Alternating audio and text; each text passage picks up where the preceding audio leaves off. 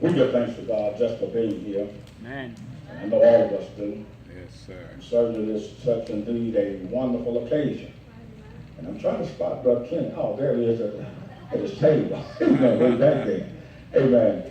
Brother Kenny, we just thank God for you. And we thank God for being here. We thank him for you being a part of Union Street. And certainly you're one of the people that make Union Street what it is today. Amen. And certainly Union Street would not be complete if you weren't there. Amen. And certainly we just say that we just love your zeal, we love your spirit, we love your uplift in which you bring. And certainly you have your wife there as a part of us now, and certainly we enjoy the time when she's able to make it. And we thank God for you. I want to just say a few words concerning you here today as I was asked to say something.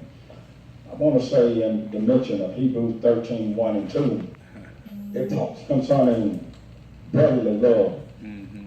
Let brotherly love continue. It says. Someone has asked the question, when has it ever started?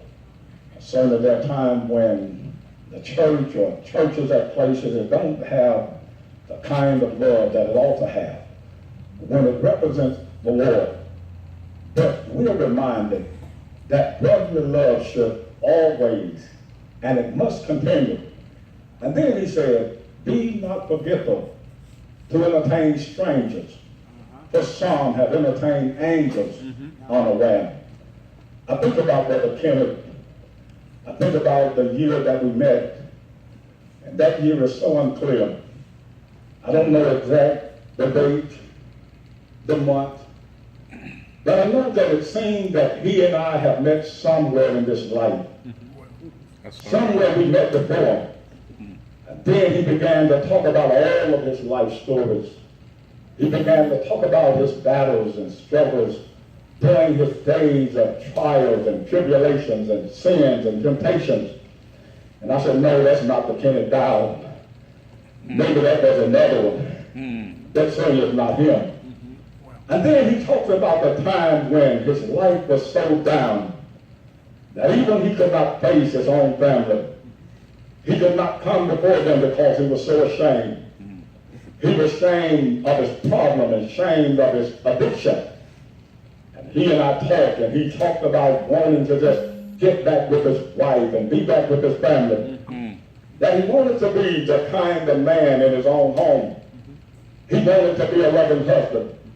He wanted to be a good father. That's good. And then he talks about his mother and his brothers and sisters. Brother Kenneth has come from a loving family. He's come from a family that did not give up on him. That's right. They did not give up hope. Sister Dowl was patiently waiting because she knew that somewhere, someday, that God could change everything about the man that she loved. That's right. One day, Kenneth decided that he would pick up and drop everything. He would pick up the broken pieces. And he would come back and try to restore the thing that he once shared with his wife, Gwendolyn. And after sitting around talking, they brought things back together. Love has restored. The family was rebuilt. And now he comes to church every Lord's Day with a smile upon his face. All right. He gives testimonies. He gives witness at times. Yes, sir. He talks to those that sometimes they have shared and been through and are going through some of the same problems in which he has gone through. He talks about the God, the great Jehovah God, Yes. that is able to make anything and all things great in all of our lives. This is how our family should be. That's right. We should be a family that believes in God. We should be a family that trusts in him. At least when we're not able to get a prayer through knowing the kind of God he is. John 9:31. But we know that God heareth not sinners. But if a man be a worshiper of God and doeth his will, God hears him. That's right. Isaiah 59, 1 and 2. It's not that God's hand is short that he cannot save you.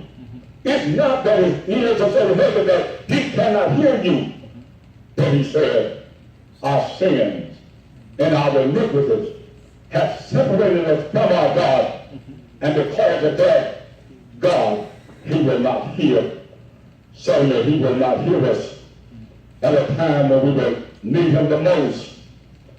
People, we must not ever lose our faith in God. Brother Kenneth had not. Brother Kenneth, he talked concerning the time when we was talking about building the new building. He seen it of a great distance. He often tell me, Brother Thomas, you just must believe because I can see it. I said, Brother Kenneth, I don't see it. And certainly, you know, as time is drawing now closer with our faith in God and our working together, we're now this much closer to being able to get this new building that they and some of them were able to see, but I was not. And I'm supposed to be the piece of faith.